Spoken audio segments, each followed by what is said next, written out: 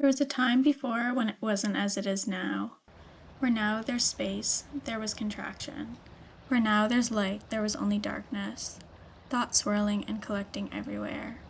And all of the spaces there are now for things to grow, nothing could. There were only the endless cycles of fullness, but fullness not of light and love, fullness of exhaustion, fullness that was not weightless, fullness that carried with it a heaviness, that demanded more and more, even as it filled every crack and crevice there was to fill. And so, like this, the cycle continued, because there was no space for anything more, no way to imagine anything outside of the darkness, the circling thoughts, the weight of the constant cycles of carrying all there was to be carried, more than should have been carried.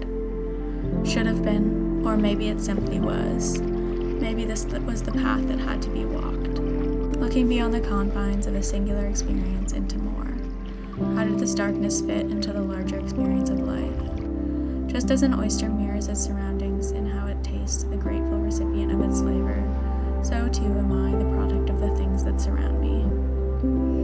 Before the seeds of creation were planted on this earth, they were planted on other planets first, planets on which they could not grow.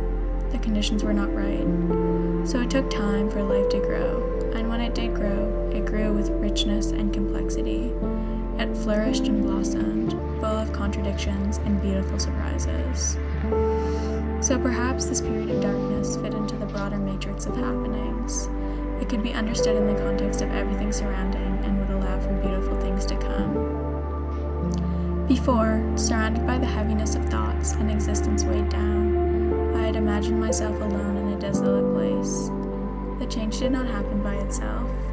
No miracle came to expel the darkness. No benevolent being came to rescue me from everything, to take me away. It happened slowly and with patience.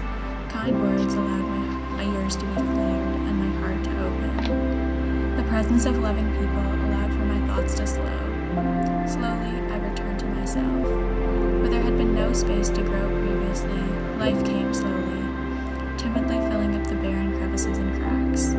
Pioneer species seeking out spaces and carving the way for life to flourish. I used to be scared that the darkness would come back, that in speaking of the light, I would inevitably go backwards into what had been, what I had been scared of in myself. A fear that I find creeping back when my experience of life dips again into feelings of contraction and heaviness.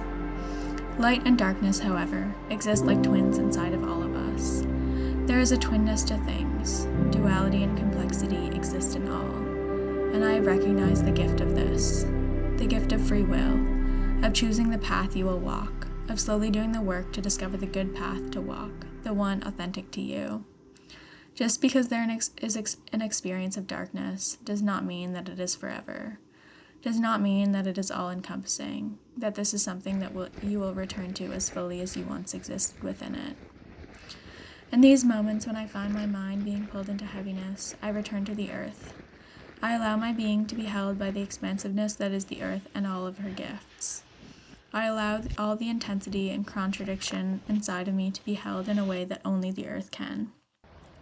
Not needing to explain, simply needing to exist with all of my contradictions alongside a being as contradictory and complex as Mother Earth herself.